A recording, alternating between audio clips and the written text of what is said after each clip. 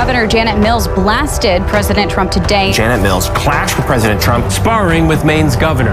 Is Maine here, the governor of Maine? Not here. Are you not going to comply with it? I'm complying with state and federal law. We are the federal law. You better do it. You better do it because you're not going to get any federal funding at all if you don't. The governor said, See you in court. see you in court. Well, I did see him in court, and we won.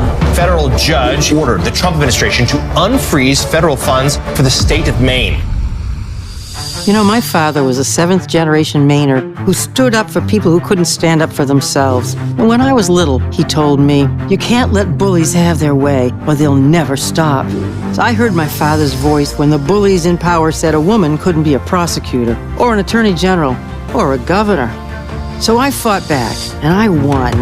And yes, it was my father's voice I heard that February morning when the President of the United States confronted me. We stood up to Trump and stopped him from cutting the school lunch program for Maine kids. But there are too many politicians in Washington, including Susan Collins, Susan Collins, we want to thank. who've forgotten their principles and let bullies like Trump have their way. And it's hurting Maine people. I've never backed down from a bully, and I never will. Honestly, if this president and this Congress were doing things that were even remotely acceptable, I wouldn't be running for the U.S. Senate. But when Trump rips away health care from millions of Americans and drives up costs on everything from groceries to housing to trucks and cars, then turns around and gives corporate CEOs a massive tax cut, and Susan Collins helps him do it after she helped him overturn Roe v. Wade, I hear my father's voice saying, fight back, Janet.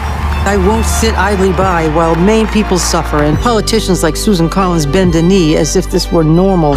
My life's work has prepared me for this fight, and I'm ready to win. This election will be a simple choice. Is Maine going to bow down or stand up? I know my answer.